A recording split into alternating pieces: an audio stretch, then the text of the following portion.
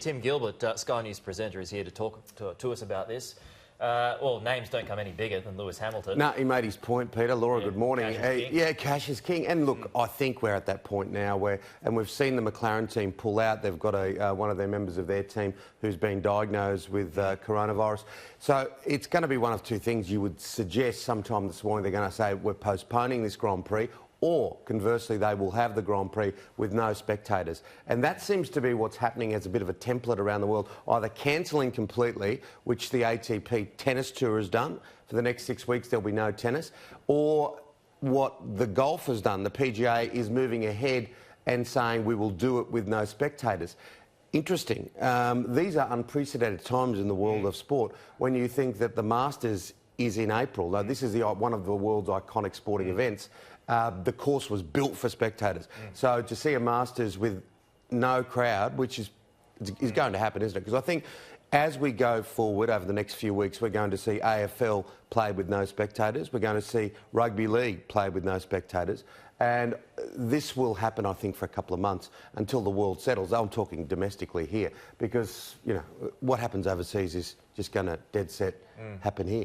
If I could highlight the UK approach, the Chief Medical Officer in the UK this morning justified that country's actions by not cancelling some of these big football games, big sporting events, because the wisdom, he said, was that, OK, you cancel those events, you have the games go ahead perhaps to no live audience, but then what happens, and maybe this is just a cultural thing, is that people gather in pubs and to watch these games anyway, and what it does is that actually, those smaller arenas actually cause the infection anyway. So that is being considered. Again, it just highlights that the medical advice is so different depending on what... Well, I think the underlying thing, if we're going to start talking in social terms, is you've just got to keep calm. And the world, like we've seen it here in Australia probably more than anywhere else, with the toilet paper fiasco and everything else. Someone sent out a little line the other day saying, do you realise if you're buying 19 boxes of hand sanitiser, the other people need their hands clean, so you don't get it?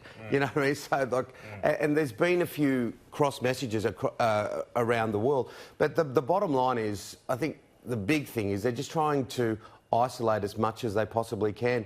And the world of sport will gradually, not grind to a halt, but we will see one of those two options. We'll either see it postponed for a certain amount of time, because there's now 2 NBA players that have been diagnosed with coronavirus, and like sports like AFL, like NRL locally, or A-League, the one thing that they dread is that a player would be infected, because that would then implode the competition for a certain amount of time. Well, that's the problem, isn't it? I mean, we're talking about possibly, and you said they're playing the Masters without crowds and playing football without crowds. The issue is that if those players do get it, like you've got the pit crew who've got it, so not so much the crowd. You've got 3 Leicester City players who've tested positive for coronavirus overnight. So, and you've got the Juventus football player, and then the Utah Jazz player who got it. So then it's just like, this is too hard. And now the Olympics.